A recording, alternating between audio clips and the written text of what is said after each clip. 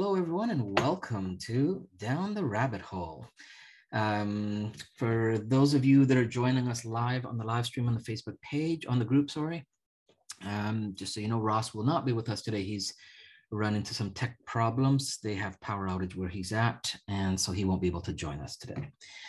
So we can talk all kinds of stuff about Ross, and he has no way of getting back to us.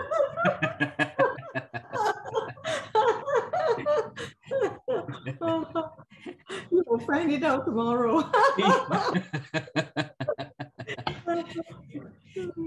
That's right. All right. And so as we go today, I know that there's on the stream, you're only seeing people that have the video, but there are other people here that we see that are not, because they're just on audio, and that's totally all right. And those that are on audio, you can choose to chime in with your audio whenever you want to include in the conversation, because we do want you a part of this conversation. It's not it really isn't intended for it to be a one-way communication. We want to have a collective communication around certain topics, or any topic for that matter of fact, and we'll see where it goes. If you are in a position or a place where you can't do the audio, then do feel free to drop it in the chat. Let me just make sure we have that open on my end here. Okay, and in the chat, you can, if you're not familiar with Zoom, I'm just gonna chat here. Okay, there we go. And so you should see the chat pop up with the little chat bubble, whatever platform you're using.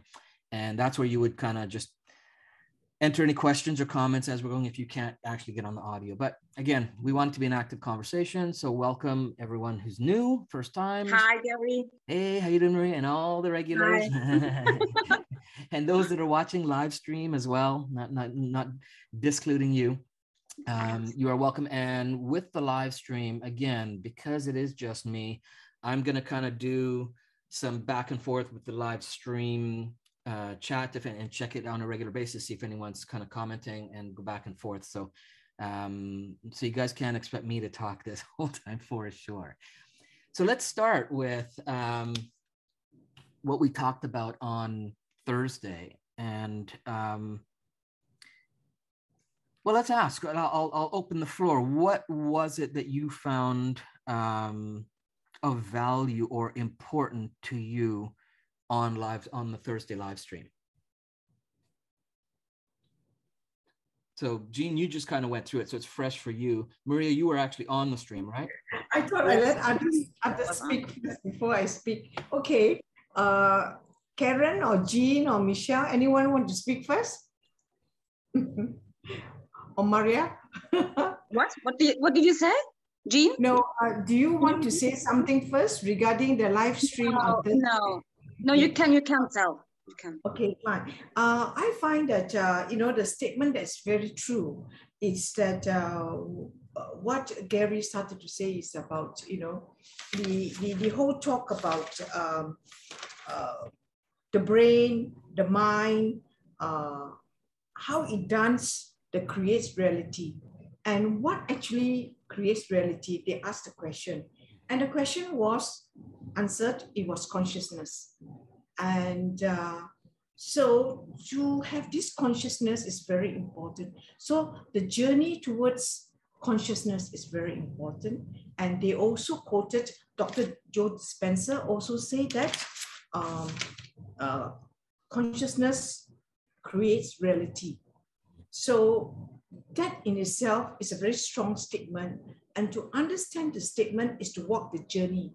How do we get consciousness within us so that we can create the reality that we want, that we can change our mindset, we can change our age-old beliefs, we can change what was to be what we want to be through the process of consciousness. So to learn the journey of consciousness is what Gary can share to us, which I think would be a most interesting journey, because as a human being, all of us, each and every one of us is the same. We are all equal, we are all the same. It's the level of of understanding and the level of opening up your heart towards consciousness and the level of awareness. And with Gary and Ross trying to create this awareness in us, I think it's a fantastic tool. The tools that we're going to learn to open our consciousness. So maybe Gary can share with us more on how we can open up our consciousness. You know, and I think that, so there's a few things as you're talking about, and I'm like, you know, that the conversation, it's interesting, and the answer to it, I don't know, but I think there's also an interesting thing to think about. If consciousness creates reality, then there's a lot of people who think that animals don't have consciousness or plants don't have consciousness, or and so then that's to say that they can't have an experience of reality then. I thought plants have their own reality, you know. Well, because they have some level of consciousness, right? And I think it's as humans we have this somewhat egoic feeling that, hey, we're the ones who have it all, type of thing, and we forget that it's everything on the planet has a level of consciousness, right? And just because we don't understand that level or that perspective of consciousness is probably the better way to put it, because we don't have that perspective of consciousness, it doesn't mean that it has less value or is less powerful, right? Because, you know, if you look at, you know, a lot of ancient traditions, they look to the animals as a source of information and guidance and direction. You know, they look for the mother nature, the plants, the trees, the weather as a source of information, knowledge, and guidance. And we've gotten away from that. We've moved more towards the consciousness and the AI model of it, and not to say that those don't have their levels of consciousness either, or could develop other levels of consciousness, but to discount, you know, getting back to nature, but getting back to you know, caring for the planet we live on, and starting from there as a base again, I think that's missing. I think we need to get more of that and get back to doing those things. You know, and I mean, you can feel it, right? When you get out into nature and you connect with it, there's something there. There's something there. It's intangible, but it's there. Right. And so the awareness part of our brain allows us to, as far as we know, and I really kind of, you know, I hear all these experts, and for many years I've always thought, well, you know, just because we have one perspective of it doesn't mean that, you know, a cat or a dog or an ant doesn't have a level of consciousness that creates a reality that they're experiencing. Right. And so to what we have is, yes, a certain type of awareness, but it's not the only awareness. It'd be like saying there's only one color or one spectrum of light. It's like, you know, just because you can't see it doesn't mean it's not there. It doesn't mean it doesn't impact us, because you don't see UV rays, but they impact you. Right? And they're there, radio waves, electromagnetic waves. I mean, they're around us. You don't see them, but they impact us. So, you know, so I think we get too much into the mentality of it's this or that, right? And what Ross and I want to bring more to the awareness is, no, it's this and that and that and that and possibly that too. You know, there's so much that we need to include things instead of separate things. There's way too much separation going on the planet, and has for many years. And it's definitely, you know, I think coming to a peak, right, as far as separation of us as human beings on different sides of belief systems and behaviors and religion. I mean, it's mounting. You can feel it, right? But it doesn't mean necessarily that it's a bad thing. It's just a thing, right? You know, so it's just a thing. It's just is there. You know, one of we say this on quite a few of the streams. Circumstances don't matter. Circumstances are just circumstance. It's your state of being that matters. So it's how we as individuals, as human beings, can get into a place more of not letting the circumstances impact or affect us, but we can choose from a place of choicefulness in how we react or respond to it. Right? Because in the stream, I go through, okay, so there's the 4 stages of the creating of your reality, right? The first is just awareness. There's an awareness of something, right? Something happens, right? And then in that moment of somethingness, that awareness, a thought occurs. Right? You think something, the thought occurs, and then that thought then generates a feeling, so that you have an experience of reality. Because you can't have an experience of reality without a feeling of it, right? They have to go together, right? And then based on that, you then respond to what those things are. And that's how your reality is. So I'm aware of, the light, right? And so I think, oh, it's different from dark. If even I just start with that simple thought, it's different from the dark. And so how do I feel about that? Does that make me excited, or does it make me sad? Does it make me scared? Does it mean, so I determine a feeling from that. And then based on that, I then react and respond to the world on a constant, ongoing basis, moment by moment. 400 billion actions are going on per second in your awareness, in your brain, your mind, every piece of it. If you were to look at 400 plus billion actions are happening, right? The blood is rushing to certain places, and to do one thing, and then you've got other blood that's doing other things. You have muscles that are working one way for a particular reason, while other ones are doing other things, all at the same time. But we don't have to think about it, but it's happening because it's a part of our reality. It's part of our mind that takes care of all of that. So the brain can process and be that go-between to filter the level of awareness that we're going to hold on to. Right? And I believe it's Dispenza that talks about this. I've seen a few other speakers do it as well. But, if you think of,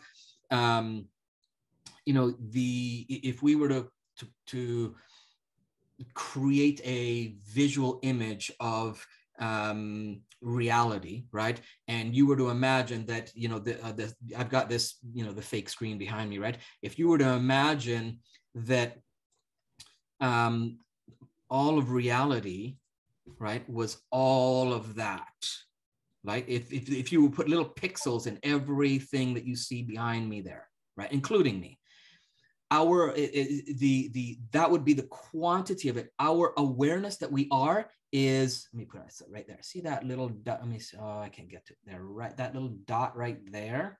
That's about the amount of awareness of reality that we actually have. And then there's all the other things that are going on. Right? And so for us to think our reality is real, or the only possible one, or even the only possible option within the circumference of that little spot, right? So that little dot right there, my finger, I'm trying to get my finger so it's just right there, that little star right there, right? So if you were to think of all the space around that, and you expand your awareness to some degree where it includes the tree right beside it, right?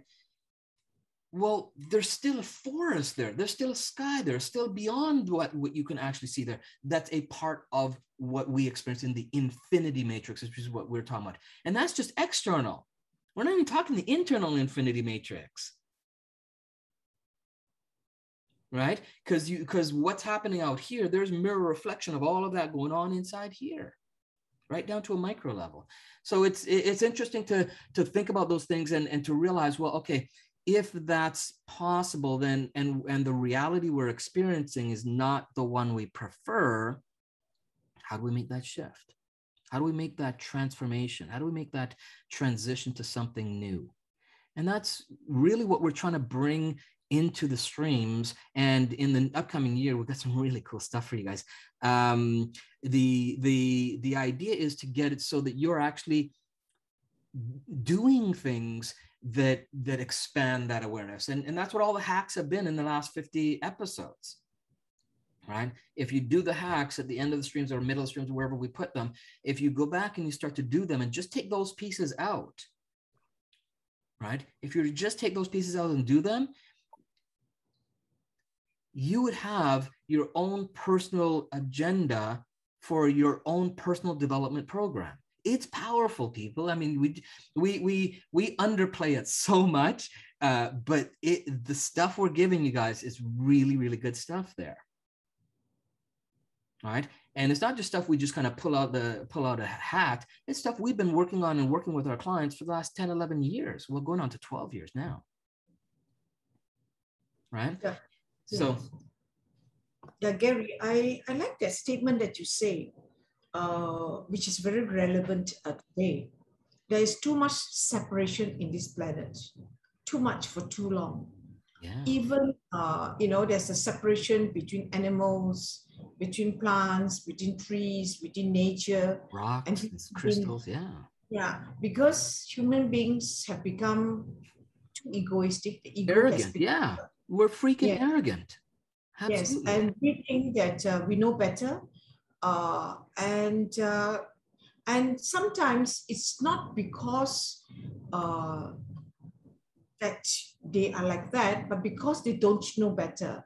Because you see, through the years, through the HO beliefs or the belief system that has been brought down, we are just sort of like being separated without realizing, because maybe parents did not educate us on that and we didn't learn about it. So we take it as granted that, plants, okay, they're alive, they're just there.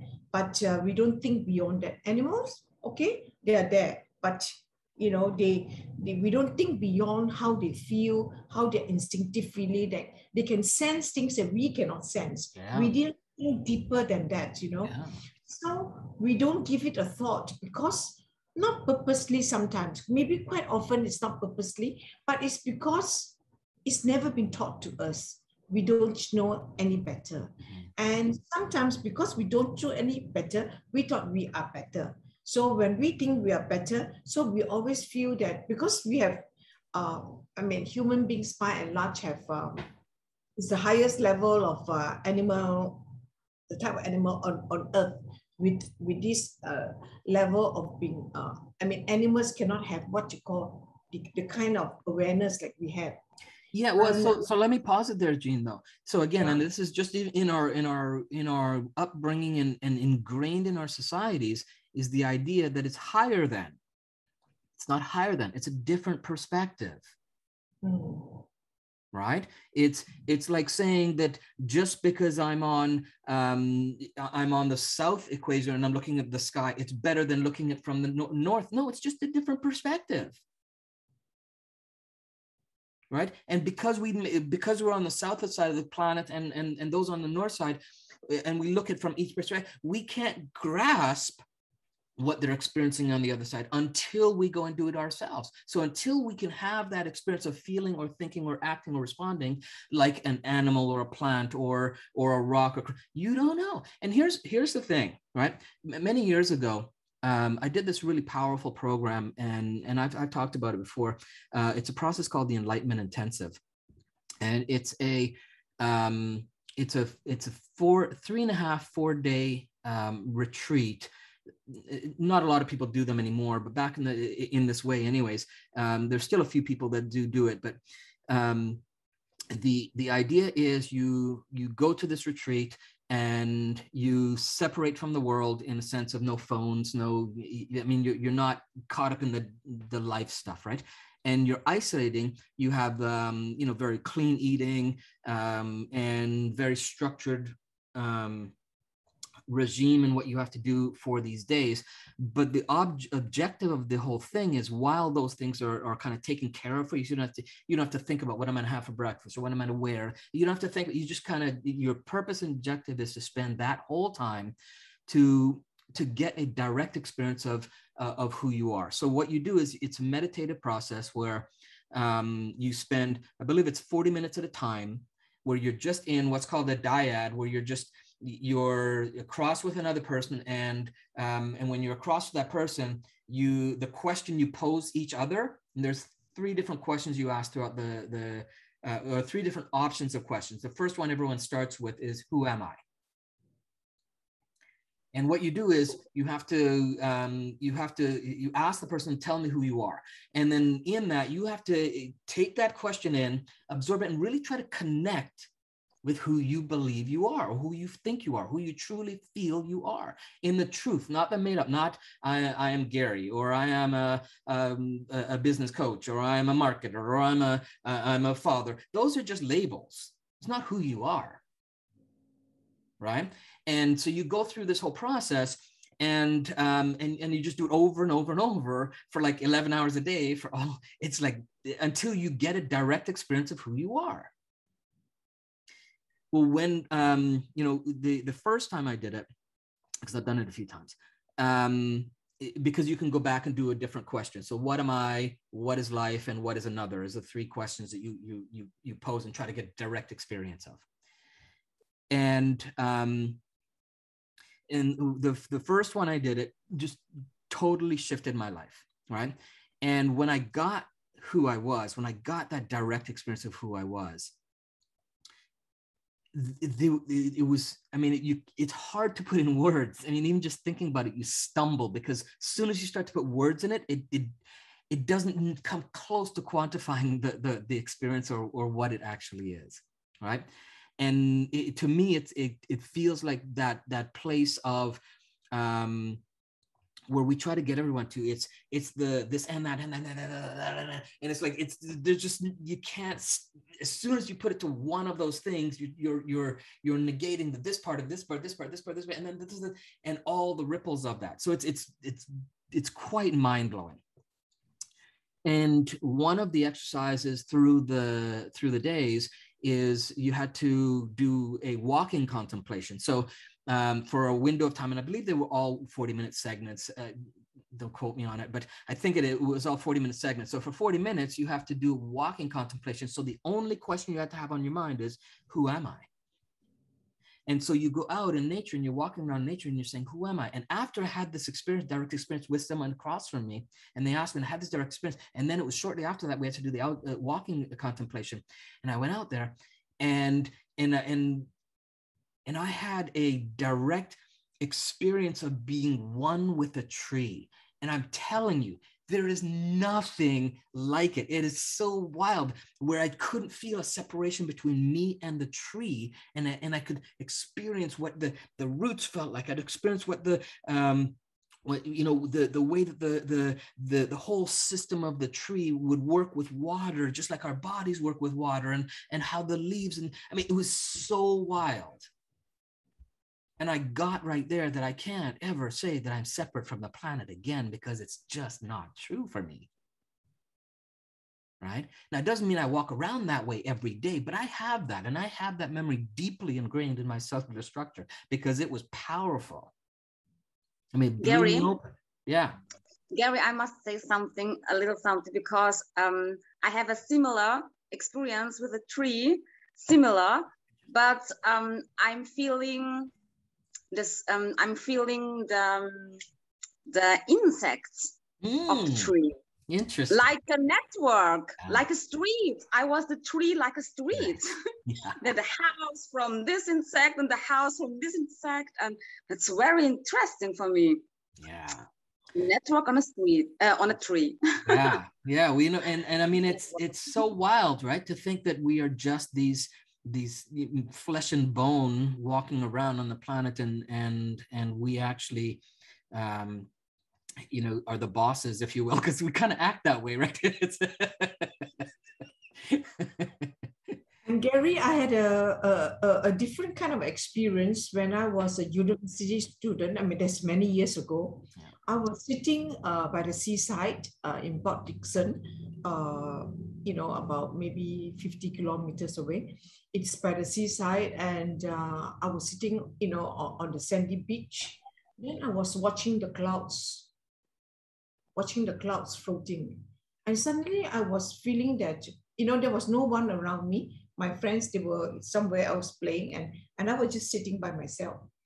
And then I felt that I was floating with the clouds. Suddenly I felt I was just floating with the clouds. And then even that time, I don't think much about nature or anything. It's just a university student, you know. So I felt that I was floating in the clouds, and suddenly a thought came and dawned upon me that I'm nothing but a creature of nature.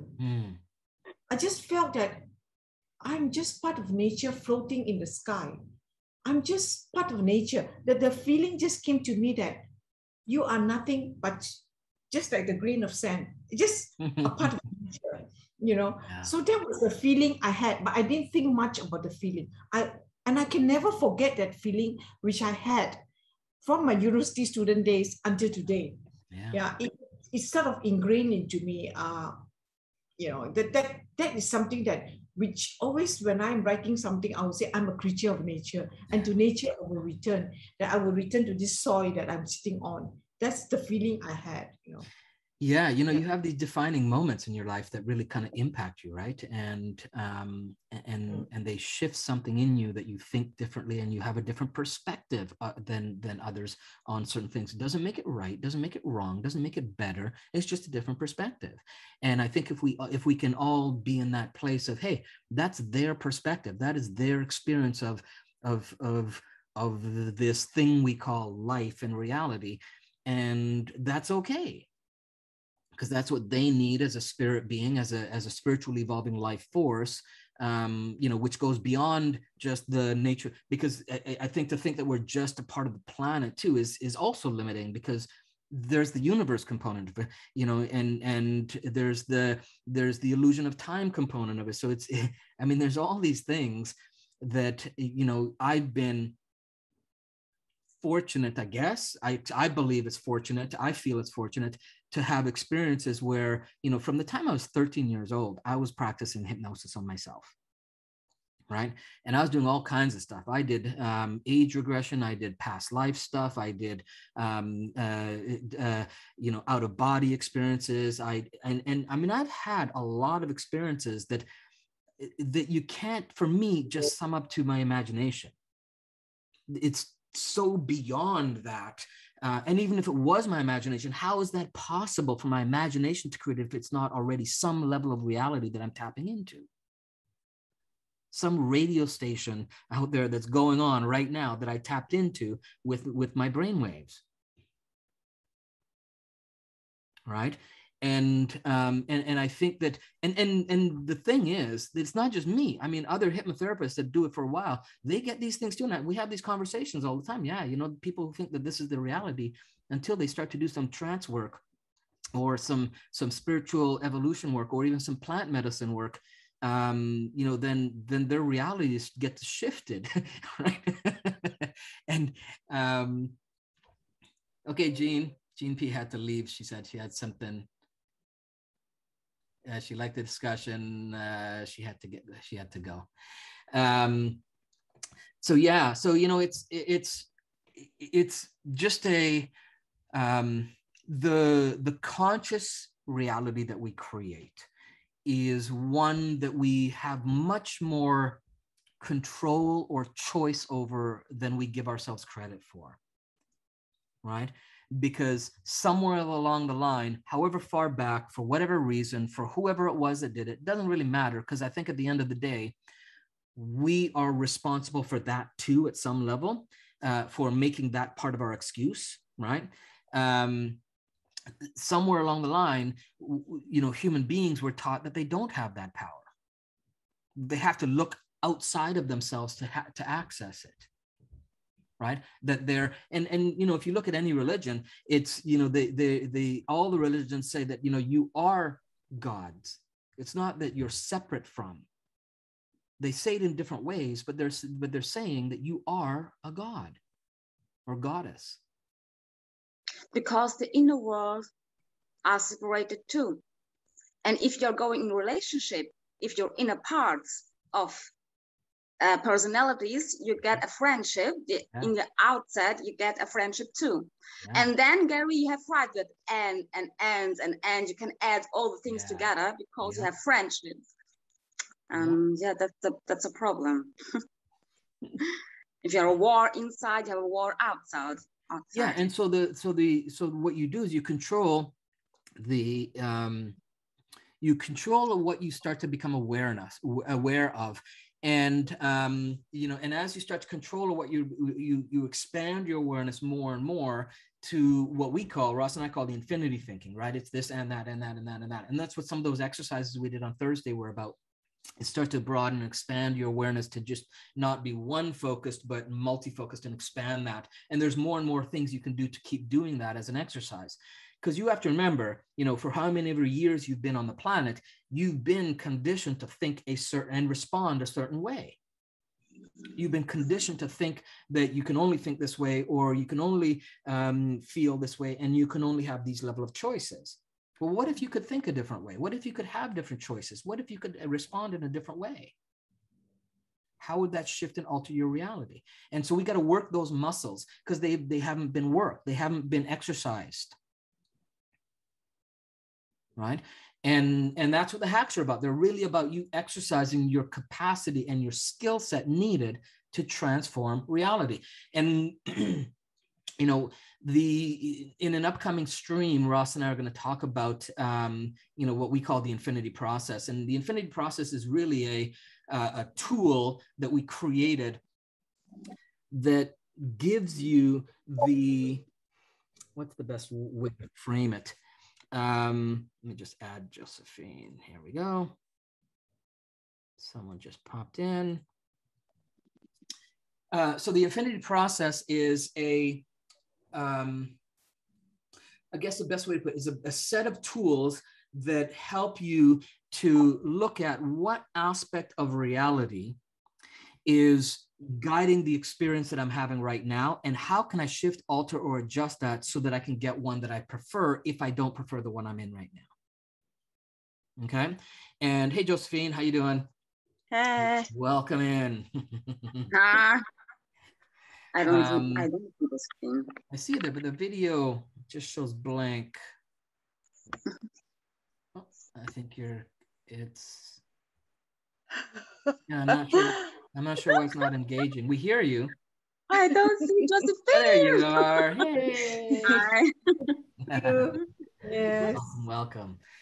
So yeah, so with the the infinity process, it's really, the way that it came about for us, we start to look at, if people want to change, what they have to do is they can't just change their thoughts. They can't just change their environment as far as, moving from one place to another and expect the deep, powerful transformations. And we looked at a lot of the personal development programs out there and saw what worked and what didn't.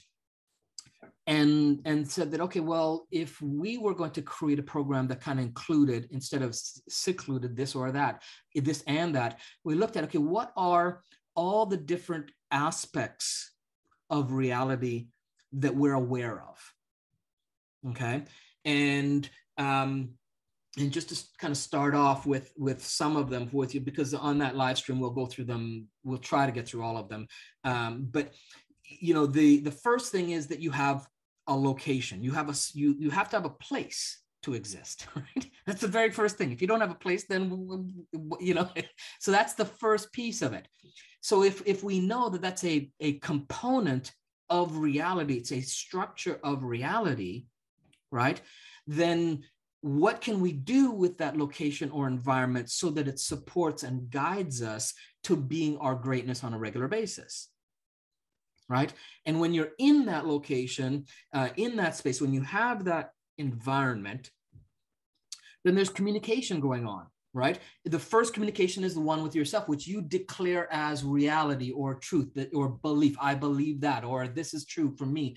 And the more you hold on to those truths, the more you start to structure and create the reality. So for example, light is good, dark is bad, or dark is bad, dark is good, light is bad. Whatever that is, you start to create these declarations of your reality. This is so, and it solidifies that for you. And then you don't have to think about it again.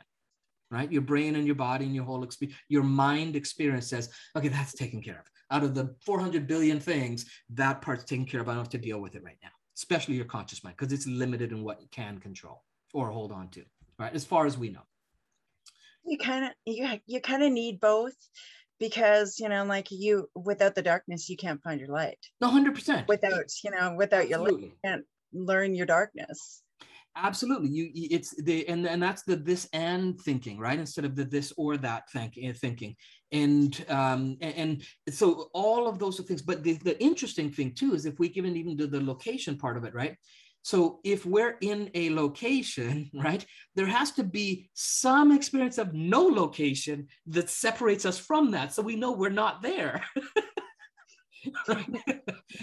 Right? So it's that paradox that we have to dance and play with on a regular basis.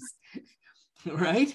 So in understanding these parts of the structure of reality, we can then do different things. And that's what we've been doing in the last almost a year now for you guys, is we've been working with these different components of these structure of reality components without really telling you about them, and giving you tools to really exercise your capacity and your ability to expand your awareness there, to expand your thought process, to expand your choice options, and then to expand your reaction or response to that. And that's what we've been doing, right? Yeah, and the more we do that, the more we can know that we're much more powerful than we've ever given ourselves credit for.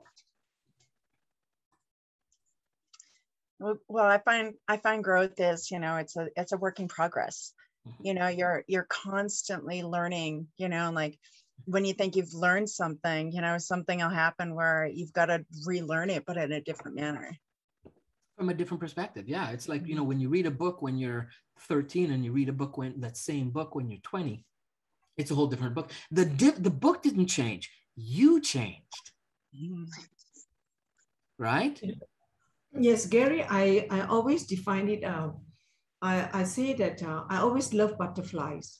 Mm-hmm. And why I love butterflies is because, you know, when they are caterpillars, they have to move out of the shell, and it's hard, very tough for them. It's very painful.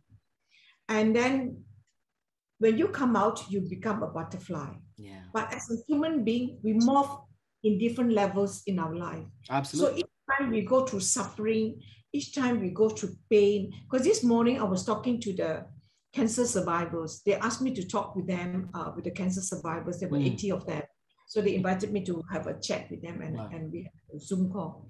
So I was just telling them that, you know, whatever illness we go through, like they are surviving from breast cancer. And they are very young, you know, they're in the 20s and 30s. Younger and younger people are having cancer because of the food they eat. So I was trying to tell them, the food you eat is what become, yes, breast cancer. Right. And they are 20, you know, 20 plus, 21, they get cancer, you know, that kind of thing. And to have early detection is important. But so I say that even you will suffer, it's okay, you morph again and you reach a different level, because it's through the pain that you gain. It's through failures that you become successful, as you said, you know, the duality of it.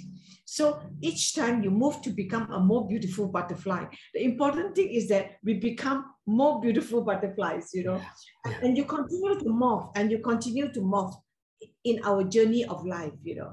And so, you know, I was just echoing what you were saying, Gary. Yeah, and I'm gonna also kind of make a shift there for that too, Jean, and maybe let's think about the idea that maybe the caterpillars aren't feeling pain at all. Maybe it's ecstasy they're feeling. Okay, all right. How do we know? How do we know? Until you're a caterpillar, how can you define it as pain? You can only define that from a human mind. Oh, yeah, it's true. True. Right? You can only define that as a human mind. How do we know? Right? How do we know? Right? And here's the shift we'll make on this too. How do we know that animal didn't figure out that death is just a ecstasy experience into another transition of another state? How do we know that? We don't, right? So to assume that it's one and not the other and discount the other, right? I don't know if it is either, but I think it's possible that could be it. And so when we think of that, you think about that metaphor of a butterfly, which is used and has been used for many, many thousands of years, right? Because we come from that human mind, right? We've imposed the idea that transformation has to be hard, difficult, and painful. And that's BS. It doesn't have to be, right? You don't have to go through the pain to grow or to be better. They can go through ecstatic experiences, because I've had those things.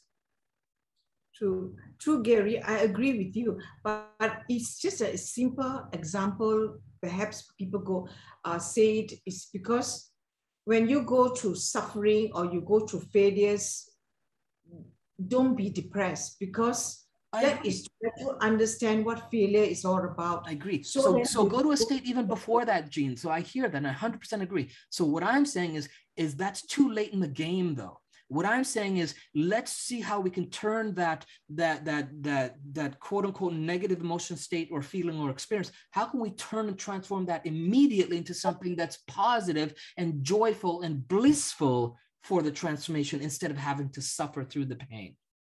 By being in the moment and not living in the past of thoughts or that pain. Yeah, you know, but that's the habit. That's a usual habit, and that's a problem. You must work a little bit. And the most people are lazy. I was lazy too. Lazy. It must be difficult in my life to do a little bit. Yeah. And so, yes, I'm a lazy human.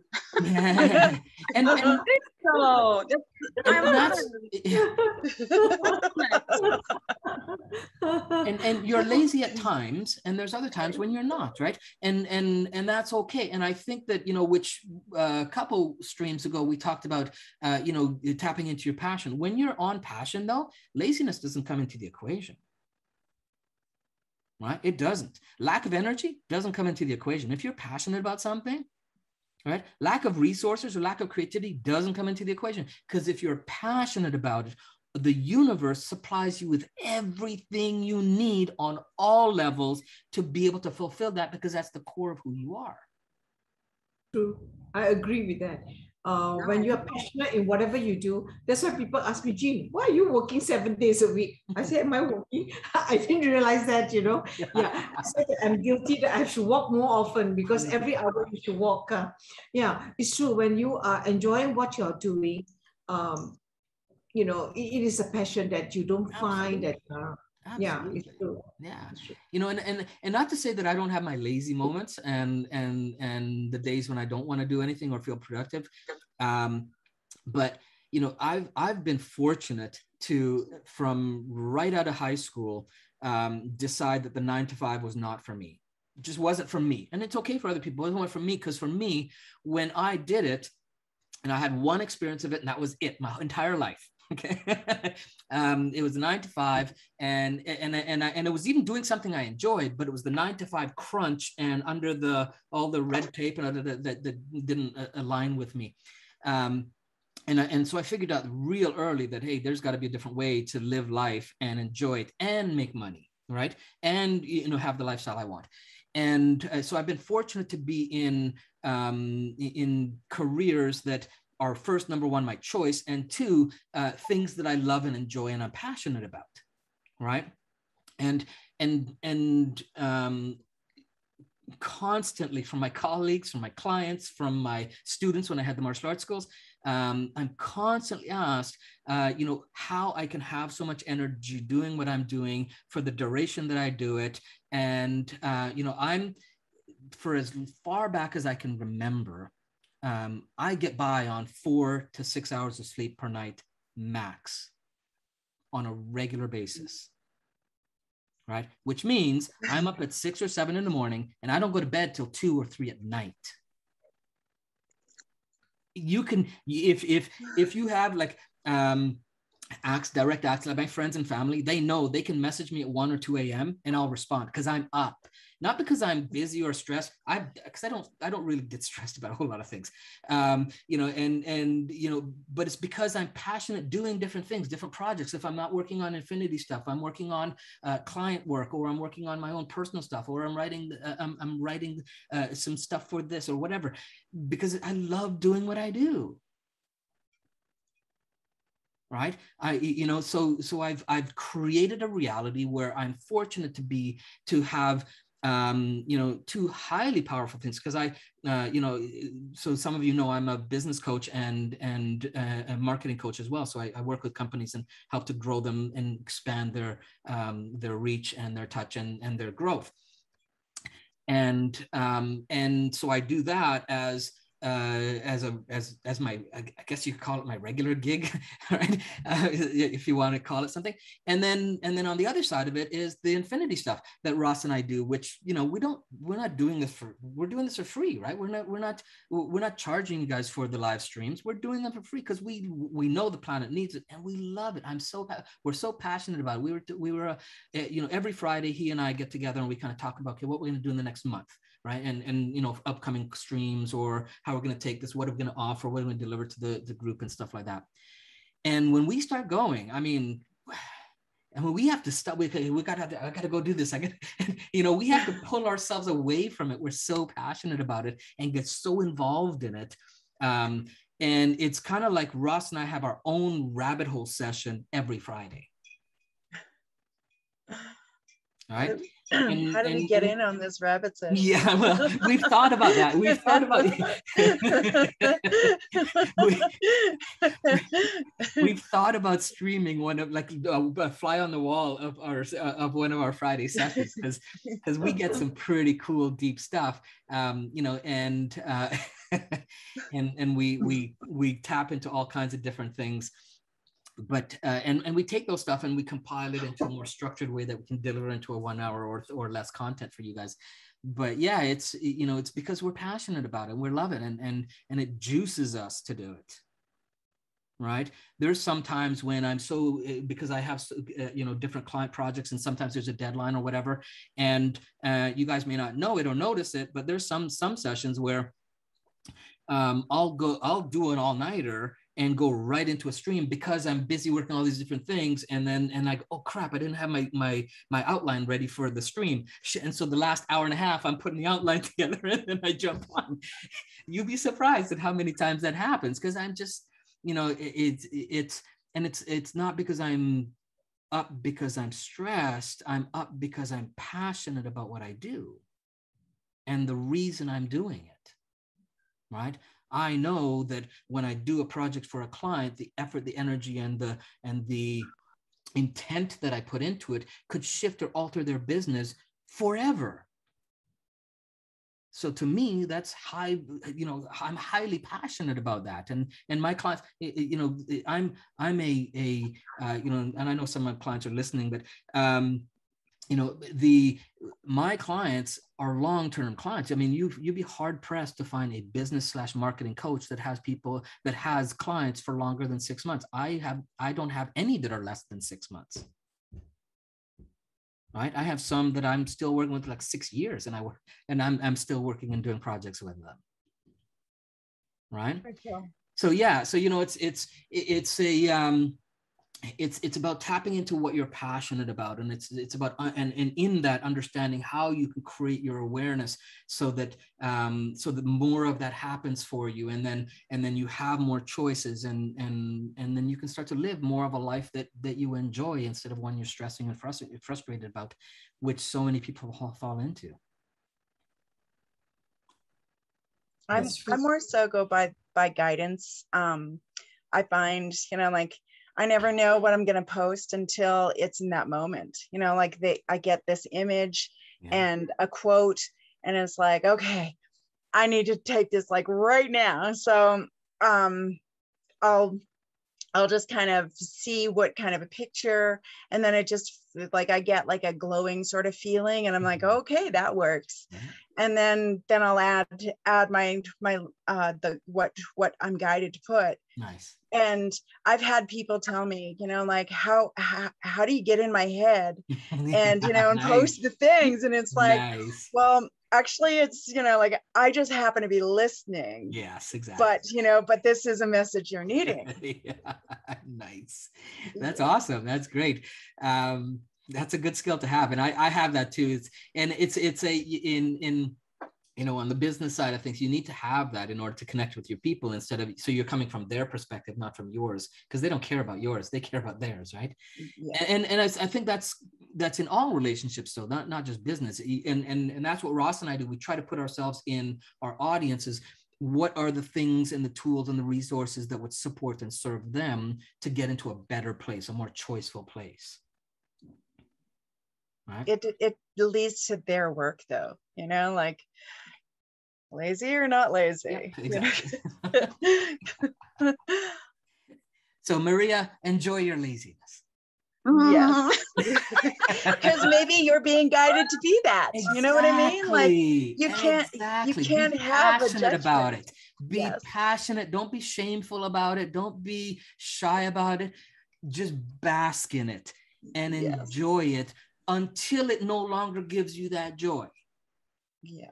Because then that's the universe. Yeah, because then, but this is how you do that. So what you do is you bask in it to its fullest capacity without because if you don't, then there's always a party that wants to get the full fulfillment of it. And so it's always trying to get back there. But if you give it its full fulfillment and it's not your truest nature, then something else will arise. Right? But you need to go through that first. You need that as your cocoon in order to become the butterfly. So while you're in the cocoon, be freaking passionate about it. Be in ecstasy with it. Well, I call it the desert period. Like, sometimes I'll get no guidance. I'll get, and I'm like, hello, anything going on in there? So sometimes you're just supposed to be in that, to rest and just be. Yeah, and don't force it, right? And that's where, again, if you're in your passion, you're not forcing, because we're not forcing the streams, we're not forcing the things. When you're forcing it, you're not in the flow of your passion, and that's when and that's why I said, as soon as you find that where you're working at it or whatever, then you're out of the state that you need to be in, and so you need to look for what's the next state, next experience that is within your capacity to do, that's most in alignment with what you're passionate about. And then follow that as a guidepost, right? So,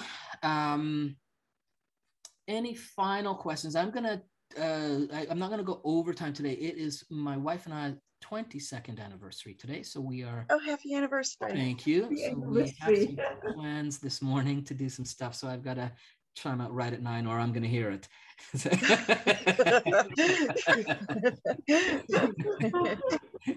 It's your passion. Yes.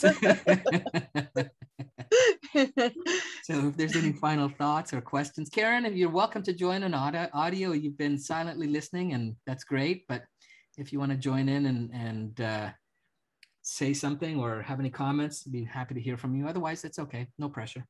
I have been listening and I've really enjoyed it. This is my first one. Oh, so yay. Woohoo. Hello, Karen. Hi. Hi. I kept forgetting the others.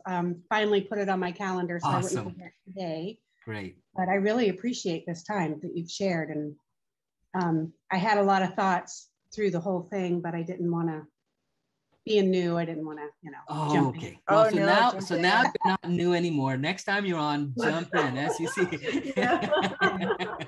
I look forward to next week. Are the other weeks that I missed, can I catch a replay? Or? You can. They're on our YouTube channel. And if you go to the youtube.com/The Infinity Matrix, I